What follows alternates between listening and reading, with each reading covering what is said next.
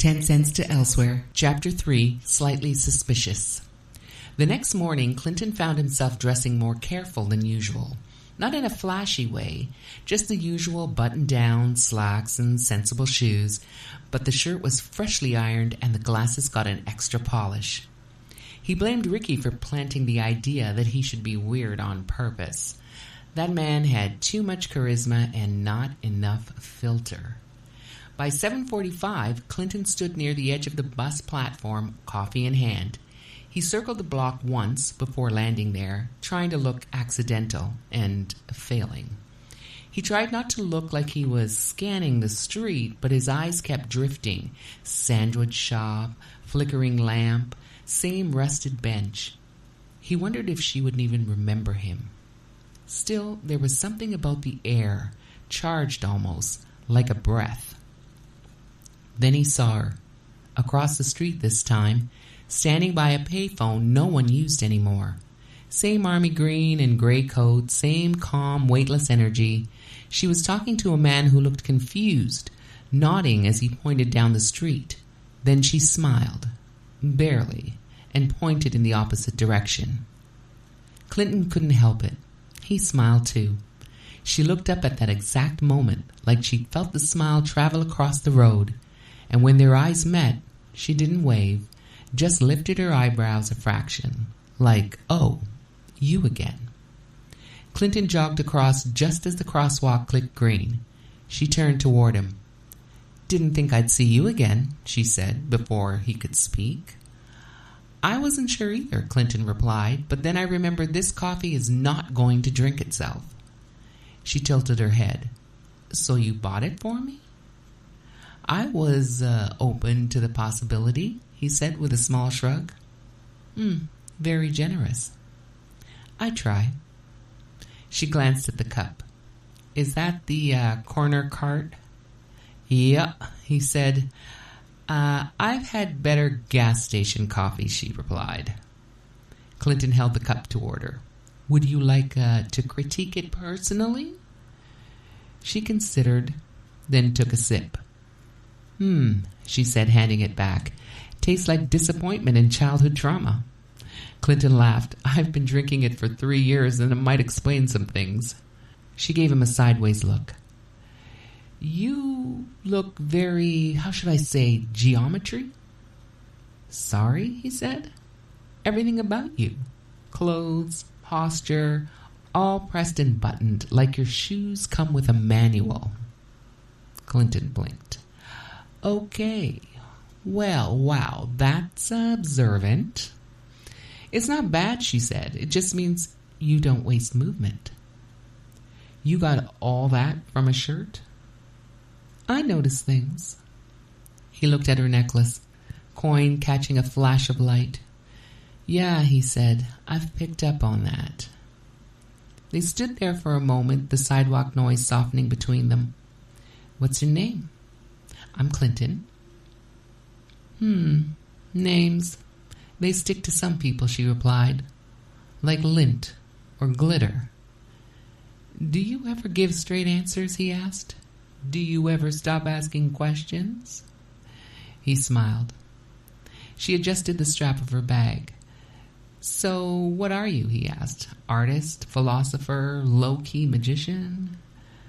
"I'm scenery," she said. "Didn't we cover this?" "I thought you said that just to dodge a real conversation." "I say a lot of things," she said, without looking at him. Clinton studied her face, her stillness, the way she always looked like she was listening to something just outside the moment. "You don't feel like scenery," he said. She went quiet after that. Not stiff, just distant for a second. Then she adjusted her scarf and stepped back. "My name?" she said softly, almost like she was checking to see if it still fit. "Talia." She smiled, small but real. "I should go." "Office job?" he asked. "Something like that." She turned halfway, but her voice lingered. "Clinton," she said, "don't hold on to everything I say." "Why not?" because some words are just meant to fall away. Then she turned and walked off. Clinton watched her go. He crossed the street toward the station, back to the very spot where he had first stood. He would be late to the office today, yet every moment was worth it. As he waited for the next bus, he drifted inward, lost in meditation of the moment. Then, a tap on his shoulder. "Clinton? Holy crap! Is that you?" a woman said, her voice somewhere between surprise and delight. He turned and blinked. The curly hair beneath the knit beanie was familiar, but it took a moment for his mind to catch up. She had changed since the last time they were together. "Amanda?" Clinton asked. "Yeah," she said, laughing as if she couldn't believe it. "God, it's been a few years." "Yeah," he said, his voice shifting unconsciously softer. Well, college was a strange kind of close, wasn't it?" Amanda nodded. It was. The kind of close that comes from sleeping on each other's futons and eating vending machine dinners because someone thought it was a great idea to start watching the reruns of The Jeffersons at midnight. Clinton smiled. "Yeah, some good chaos. We had a lot going on." "Yeah, a lot happens all at once," she agreed. "You used to fix my laptop every time I forgot my password. I could depend on that." "You still hanging around with that guy, Ricky something, loud, thought he was a prophet?" "Ricky Varela?" "Yeah, he's still Ricky. Somehow louder and more unpredictable than ever, but also exactly the same." Amanda grinned. "Let me guess, still quoting dreams like scripture and handing out metaphors no one asked for?" "Pretty much," Clinton laughed. "Figures," Amanda said.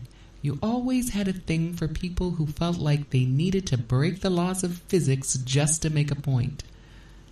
Clinton raised an eyebrow. "Is that how you remember me?" "Partly," she said. "Mostly I remember the quiet stuff. You showing up to the group projects early, carrying a notebook even when you didn't need to. You made everyone feel like their weirdness had a place." He looked at her, caught slightly off guard. "And you used to write on coffee sleeves, poems, quotes, half-thoughts." "I still do," Amanda said. "Only now it's in the margins of annual reports and dry policy memos." Clinton laughed, but gently. "Corporate poetry. That's a whole genre." She smirked. "Then metaphors are bleak, but they pay well." They stood there for a moment. The years that had passed didn't feel heavy, just folded up neatly, like something kept in a drawer for a little too long. "I still think about that night at Seneca Lake," Amanda said, her tone softening. "The meteor shower that never happened. We stood out on the hood of your car for hours, freezing, waiting for nothing. And ended up watching raccoons raid someone's cooler instead," Clinton laughed. She smiled. "Best failed stargazing of my life." There was a pause. Then she stepped forward and kissed him lightly on the cheek. Not flirtatious, just familiar. Intimate in a different register. "It's been a long time since we talked," Amanda said. "Maybe we should do that again sometime." Before Clinton could answer, she was already backing into the tide of pedestrians. She smiled once more and disappeared into the noise of the morning rush hour. Clinton didn't move at first. The echo of her touch sat like a timestamp pressed into his skin. Seeing Amanda again hadn't felt like reopening a wound, more like brushing past a version of himself he hadn't realized was still walking around somewhere unfinished. Their conversation was warm, familiar, even easy, and yet it lacked the electricity he hadn't been able to name until recently. He found himself wondering who she would be to him now, if they'd stayed close. But the thought didn't linger. It felt like a memory completing itself, not a door reopening, but one finally closed. What unsettled him most wasn't what Amanda had stirred, but what she hadn't. He didn't feel shaken. He felt clear. And just then, a glint of silver caught his eye. By the rusted bench, tucked beneath the edge of a bus schedule, lay another dime. He picked it up. 2008. That year, he got his first apartment, a part-time IT job, and started university. He moved into a crummy place with green carpet and optimism. The year he started behaving like an adult and started figuring it out, sort of. Clinton held the dime in his palm longer this time and turned it over. He considered not keeping it, considered throwing it away or leaving it on the bench. But something about it felt intentional. He slipped the dime into his pocket. He had a few meetings with clients this morning and needed to make sure he didn't miss the next bus, so he quickly found himself standing in the long line of commuters waiting to get on the bus to go downtown, the weight of the dime suddenly more noticeable than it should have been, like it had meant to slow him down or remind him of something he'd forgotten. After work, instead of heading straight home, he walked. No music, just sidewalk and sky, and a head full of questions. By the time he reached his building, dusk had fallen and the air had cooled. Inside, he dropped his keys in the bowl, kicked off his shoes, and emptied his pockets. 2 dimes now. 2004 and 2008. He found a small glass jar under the sink, the one that used to hold leftover soy sauce packets, and dropped them in.